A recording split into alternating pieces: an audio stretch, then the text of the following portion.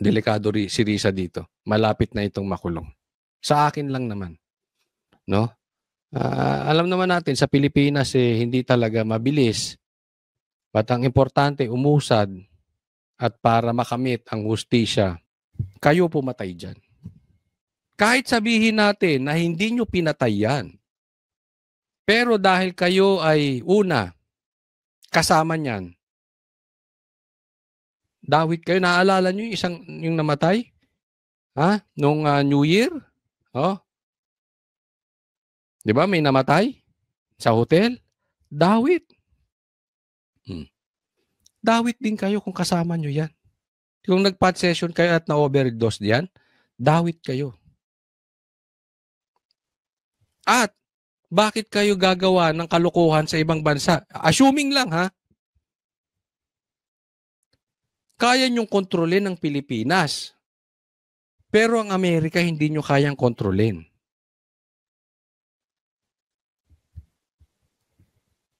Kaya lang meron silang immunity. Kaya lang ito si First Lady, as far as I know, wala siyang immunity. Ang presidente may immunity. So, hindi natin sure kung may immunity to o hindi. Pero kung talagang nag-pot session sila doon, murderer kayo. Kayo pumatay dyan. Maybe not directly. Merong kasabihan. He who is the cause of the evil cause is of the cause. Ano yun? Nagkagulo. The cause of the cause is the cause of the evil cause. Puro cause. Ano ba yung cause na yan? Oh. Ang ibig sabihin nun ay paliwanag na lang natin sa isang magandang halimbawa. Halimbawa, dahil ang isang babae ay niloko yung lalaki. At sobrang nasaktan. Dahil sa sobrang sakit, pinagpalit siya. Halimbawa, pinagpalit siya sa katrabaho. Kunwari artista sila. Kunwari lang artista. Yung magsyota,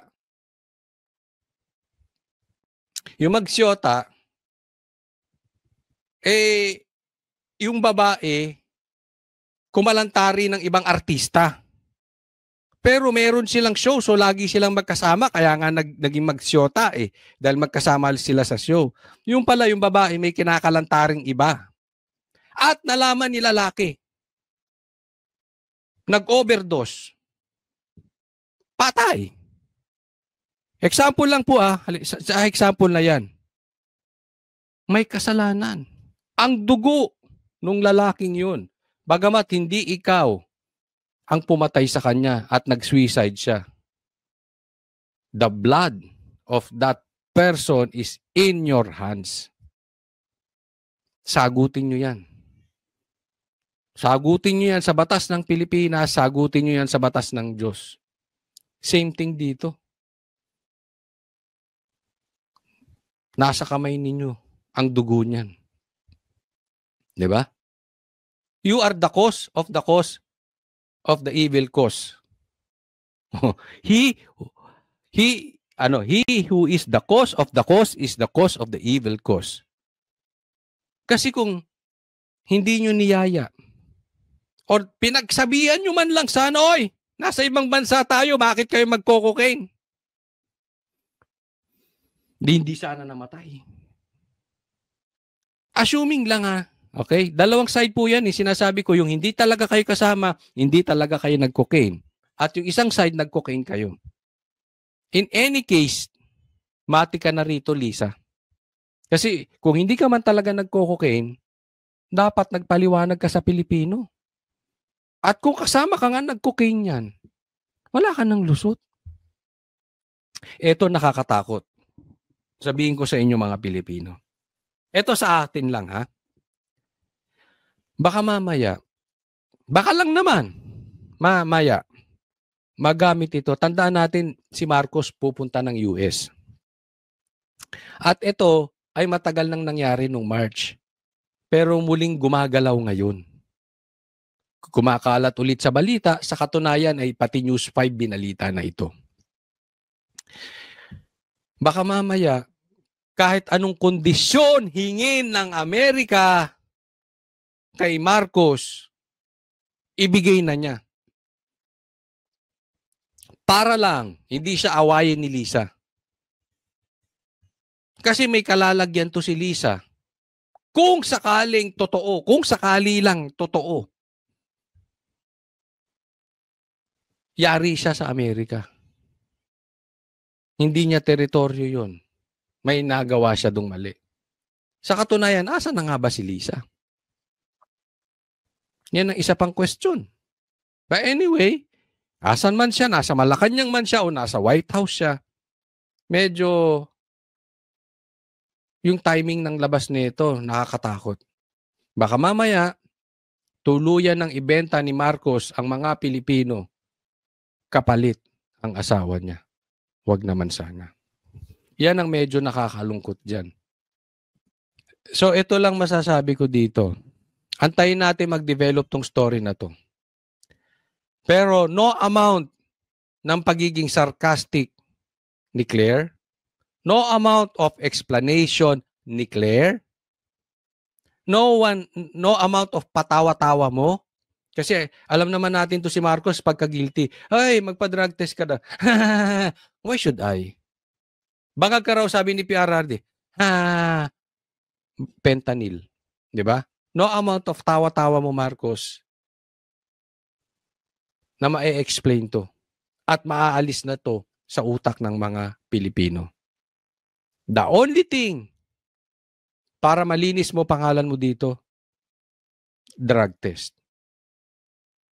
But the presumption, if you will not take the hair follicle test, you are a cocaine addict.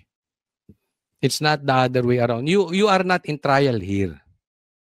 You are in trial in terms of trust of the Filipino people. You are not in court trial. So wag nyo kaming sabihan na kami ang maglabas ng ebidensya. Ang pinag-uusapan dito, tiwala ng taong bayan. At kahit bali-baliktarin ninyo, hindi na maibabalik ang tiwala ng mga Pilipino sa inyo kung hindi kayo papadrug test. Dalawa na ang taong posibleng napatay ninyo indirectly. Huwag naman sana. Uulitin ko. Even yung kay PRRD. Pag namatay si PRRD, lahat ng explanation gawin ninyo. Pero, indirectly, ang dugo ni PRRD ay nasa kamay ninyo, Marcos. Kayo ang nagpadala doon at sinasabi na magkaroon ng ibalik sa Pilipinas, ayaw nyo. So pag may masamang mangyari kay PRRD, indirectly, you are guilty of murder. Nasa kamay ninyo ang dugo ng isang dating presidente na nagpalibing sa tatay nyo sa libingan ng bayani, na ang kanyang anak ang nagpanalo sa iyo, Marcos. And yet, kinuha mo ang buhay ni Tatay Digong. Huwag naman sana mangyari. Nakakalungkot po ito. Pero sa tingin ko, the evil is too much. Alam mo, naalala ko, yung nangyari dyan sa, sa Egypt. Talagang pinatigas ng Diyos ang puso ni itong Pharaoh.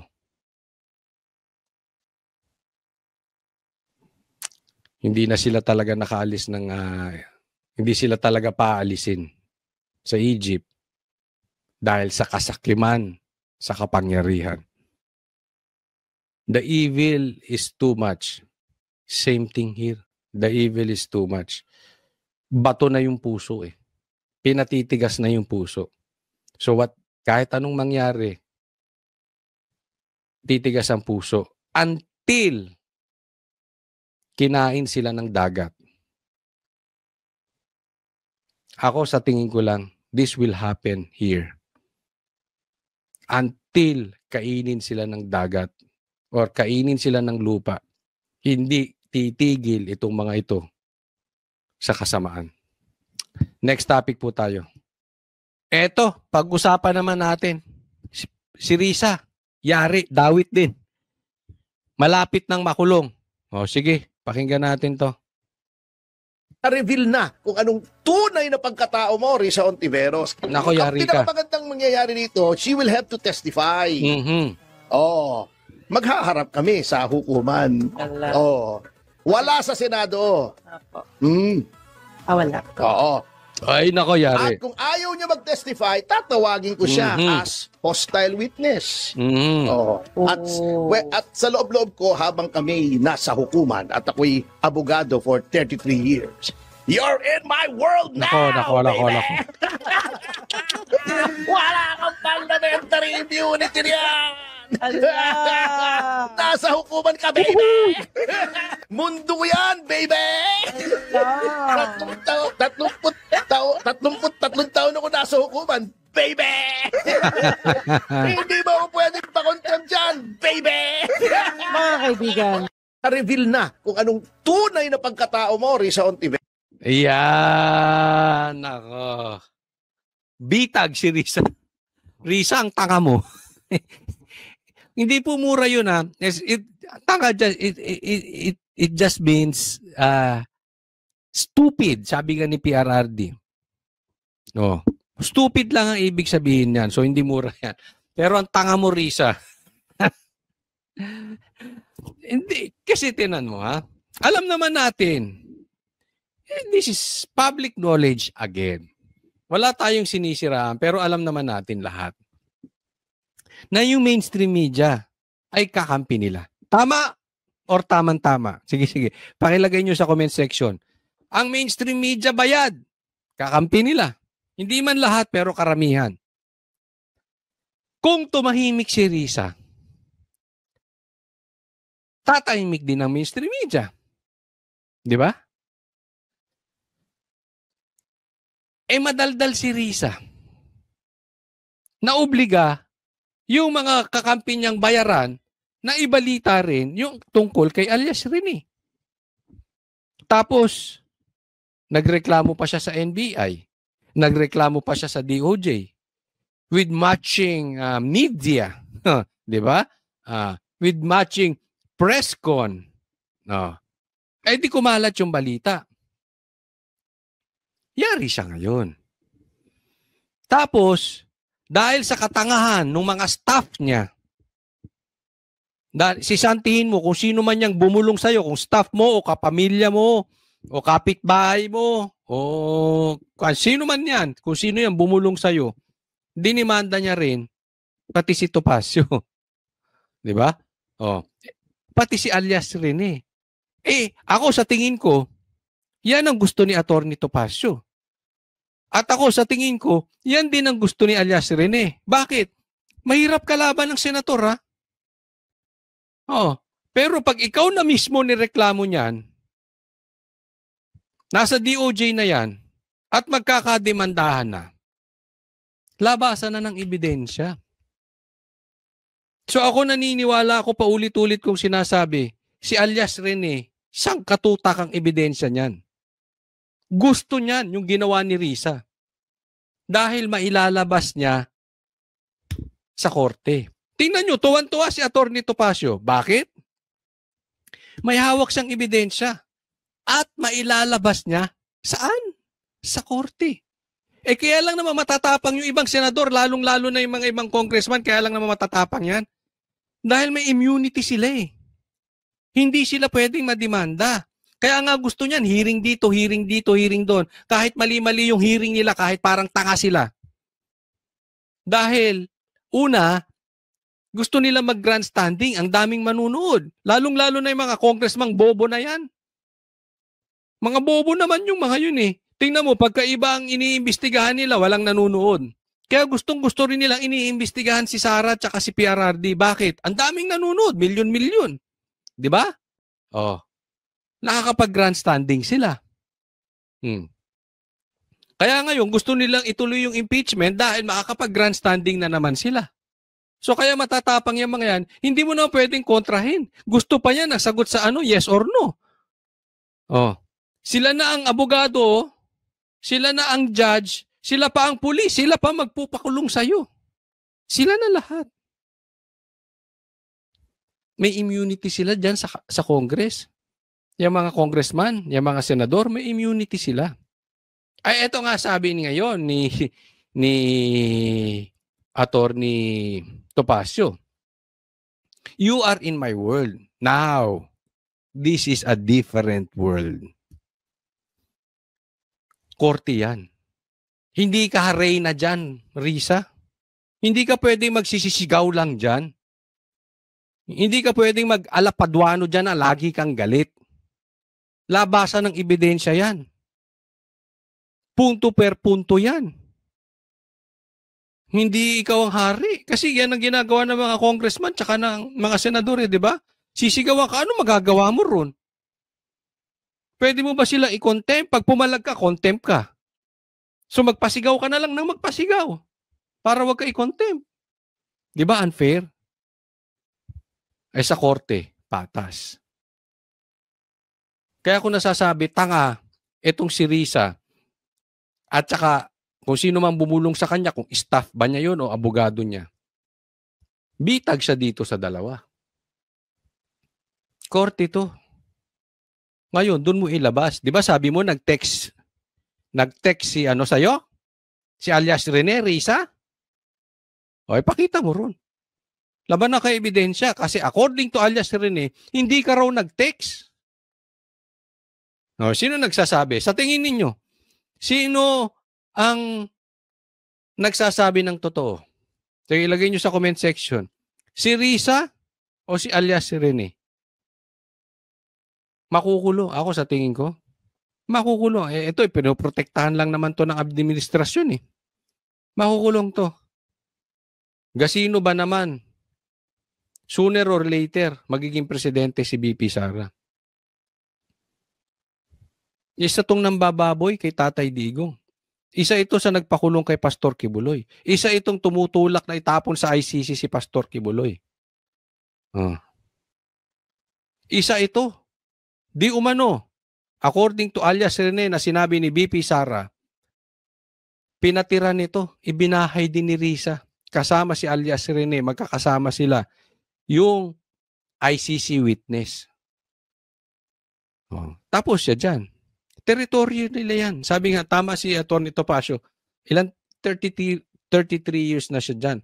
That is his territory. Kumbagat sa sa Senado, teritoryo ni Risa yan eh. Para siyang isda. Para siyang pating.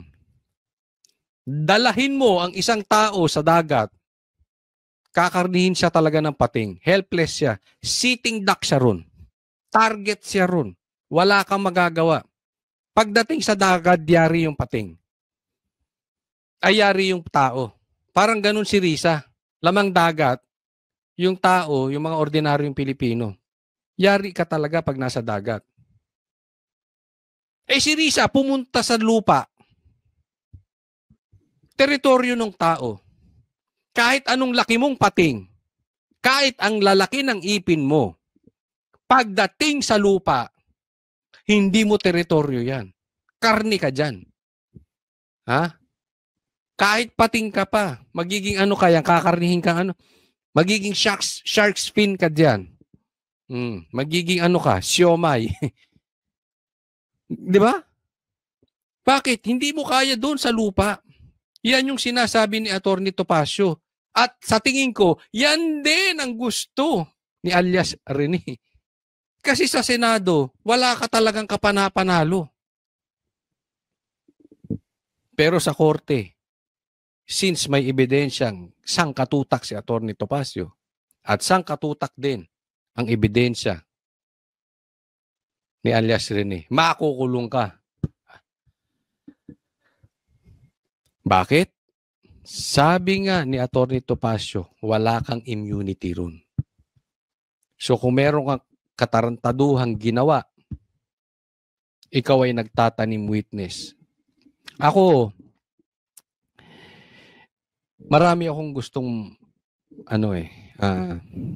panagot sa mga pang-aabusong nangyayari sa ating bansa. Andiyan dyan ang tanimbala, meron ding tanim baril kay Tebes, meron ding di umanong tanim witness kay alias Rene. Ngayon naman, may tanim. Sinasabi nila tanim buto, pambihira. Ang tagal-tagal na. Sumabog na yung bulkang Taal. Yung sako buo pa rin. Tapos may natagpuan sila. Ilang sako na natagpuan nilang buto.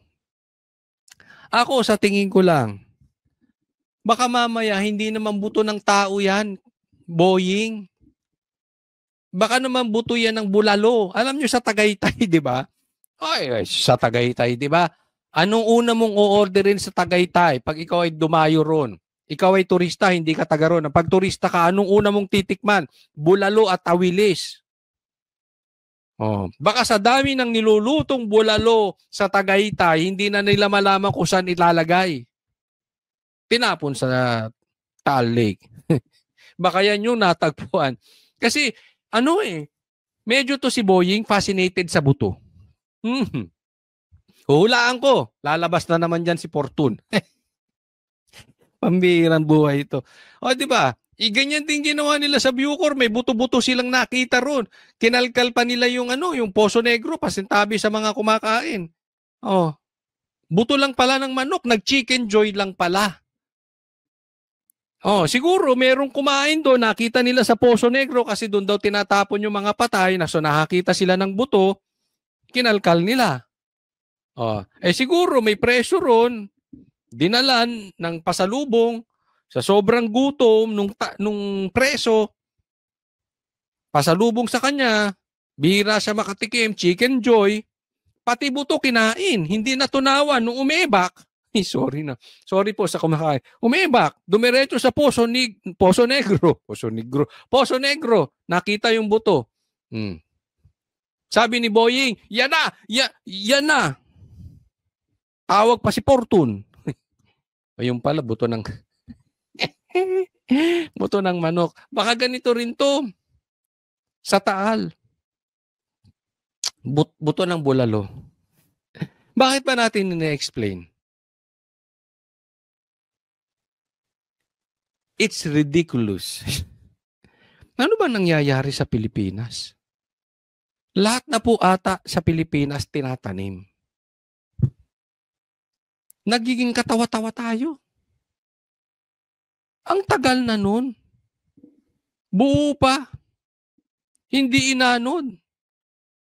Buo pa yung sako.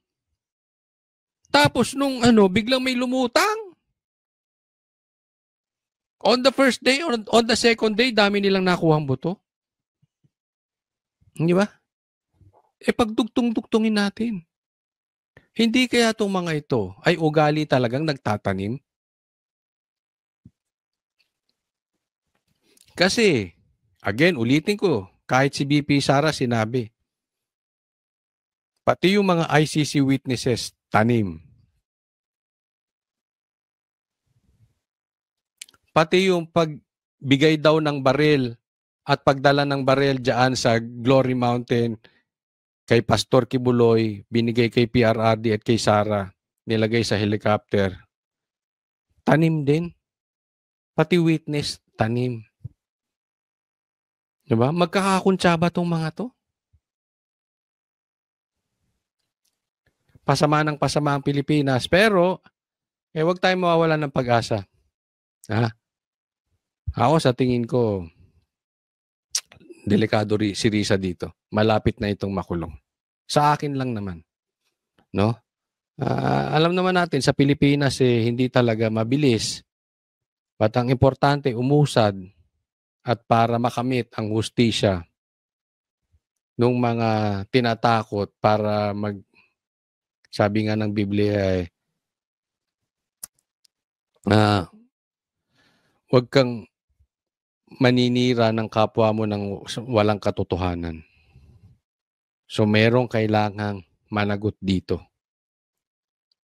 kung talagang sila ay nagtanim lang ng wheat. At yun nga mga kababayan, anong masasabi niyo sa balitang ito? Maaring ihayag ang inyong opinyon at kuro-kuro sa comment section sa ibaba. Huwag din kalimutang mag-like, mag-subscribe at mag-share sa bidyong ito. Maraming salamat sa panonood.